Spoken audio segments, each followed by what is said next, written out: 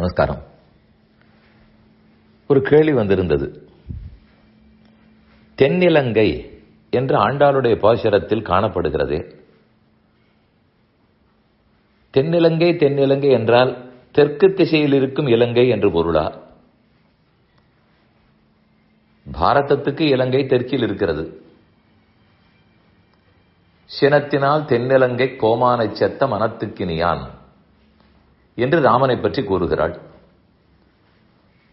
சென்னங்கு தென்னிலங்க செத்தாய் திரள் போற்றி, அங்கேயும் தென்னிலங்கைன்னு வருகிறது. இதெல்லாம் தெற்கு திசையை குறிக்கிறதான்னு கேட்டிருந்தார். பல இடங்களில் தெற்குங்கிற திசையை குறிக்கும். தென் திசை இலங்கை நோக்கி கடல் நிற கடவுளந்தை. தெற்கு திசையை நோக்கி ஸ்ரீரங்கத்தில் பெரிய பெருமாள் ரங்கநாத பெருமாள் சயனித்திருக்கிறார். இலங்கையை நோக்கி சயனித்திருக்கிறார் இன்னும் தெளிவாகவே இருக்கிறது.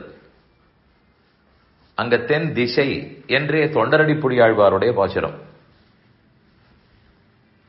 ஆனால் தென் என்று சொல்லும்போது வேறொரு பொருளும் உள்ளது.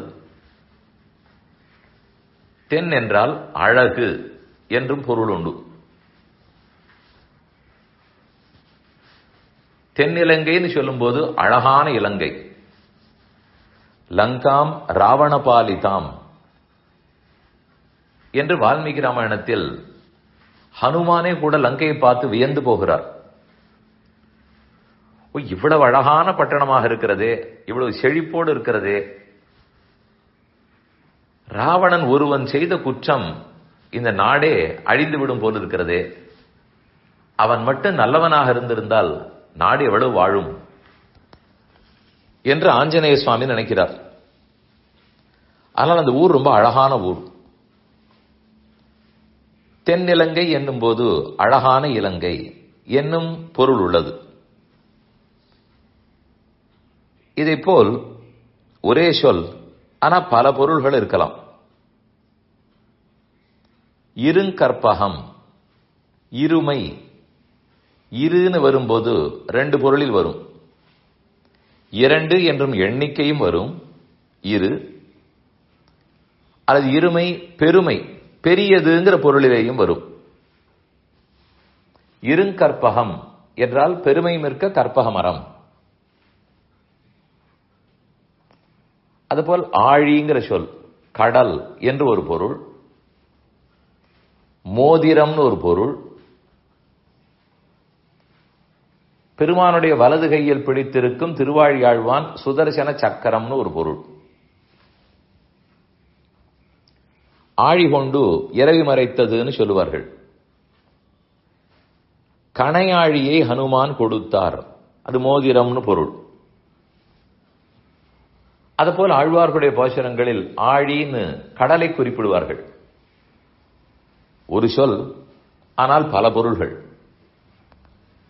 ஒரு சொல்லுக்கு பல பொருள், இது ஒரு வகை. ஒரு பொருளுக்கு பல சொற்கள் உண்டு. பொருள் ஒன்று ஆனால் சொற்கள் பல. பங்கைய கண்ணன் என்கோ பவளச்செவ் வாயன் என்கோ, பங்கைய கண்ணன் என்கிறார் ஆழ்வார். கமலக்கண்ணன், தாமரை கண்ணன், புண்டரீகாட்சன் எல்லாம் தாமரை சொல்லுகிறது. பங்கஜம் என்றாலும் கமலம் என்றாலும் புண்டரீகம் என்றாலும் தாமரை. அதிலே சற்று வெண்தாமரை சிகப்பு தாமரை வேறுபாடு இருக்கலாம். தாமரை என்னும் ஒரு பொருளை குறிக்க பல சொற்கள். இதை சம்ஸ்கிருதத்தில் பரியாய சப்தங்கள்னு சொல்லுவார்கள். அமராகா, நிர்ஜராகா, தேவாகா, திருதிஷாகா, விபுதாகா, சுராகா எல்லாம் தேவர்களை குறிக்கும். விபுதர்கள், சுரர்கள், தேவர்கள், அமரர்கள் எல்லாம் அவர்களைத்தானே குறிக்கும். இப்படியும் உண்டு. முதல்ல நாம பார்த்தது ஒரே சொல்லுக்கு பல பொருள்கள். இப்போது சொன்னது ஒரு பொருளுக்கு பல சொற்கள். இன்னொரு வேடிக்கையான வகை நேர் எதிர்மறை பொருள். மங்களவாரம் செவ்வாய்க்கிழமைக்கு பேர். ஆனால் மங்கள காரியங்கள் அன்று நடத்த மாட்டார்கள். பேர் மட்டும் மங்களவாரம். நேர் எதிர். ஆழ்வார் கண்ணனை பார்த்து என் பொல்லாக்கனிவாய் கருமாணிக்கமே கழ்வான்னு சொல்லுகிறார். என் பொல்லாத பிள்ளை. பொல்லாதவர் என்றால் தீயவர் என்று தானே பொருள். ஆனால் ஆழ்வார் அப்படி சொல்லுவாரா? ஒரு பிள்ளை விஷமக்கார பிள்ளை, எல்லாருக்கும் பிடிக்கும், நன்றாக படிப்பார்.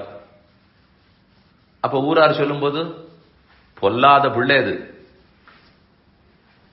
அந்த இடத்தில் பொல்லாத என்பதற்கு தீய என்று பொருள் வராது. நேர் எதிர் பொருள். எல்லாருக்கும் பிடிக்கும், தன்னுடைய சேட்டக்கடலாலேயே கவர்ந்து விட்டார், அதுக்கும் பொல்லாதன்னு சொல்லுவார்கள். நல்ல பொல்லாங்குன பொருளில் வராது, நல்லங்கிற பொருளிலேயே வரும். இது ஒரு வகை விபரீதமான லட்சணை மாறிவிடுகிறது. இப்படி தமிழ் மிகச் சிறப்பான மொழி, ஆழமான மொழி. ஆனால் சற்று கவலை தரக்கூடியது, இந்த மொழியில் பற்றை வளர்த்துக் கொண்டு உண்மையிலேயே அதை நாம் ஆழமாக படிக்கிறோமா, தெரிந்து வைத்திருக்கிறோமா? இந்த கேள்விக்குறியாகவே சென்றுவிடக்கூடாது.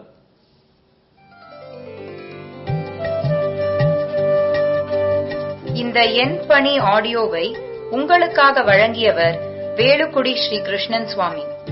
இந்த ஆடியோவை தினமும் உங்கள் மொபைலில் பெற கிஞ்சித் என் பணி KINCHITENPANI என்ற ஆப்பை கூகுள் பிளே ஸ்டோரிலோ அல்லது ஆப்பிள் ஐஸ்டோரிலோ டவுன்லோட் செய்து கொள்ளவும். தினம்தோறும் இது போன்ற உபன்யாசங்களை கேட்டு மகிழவும்.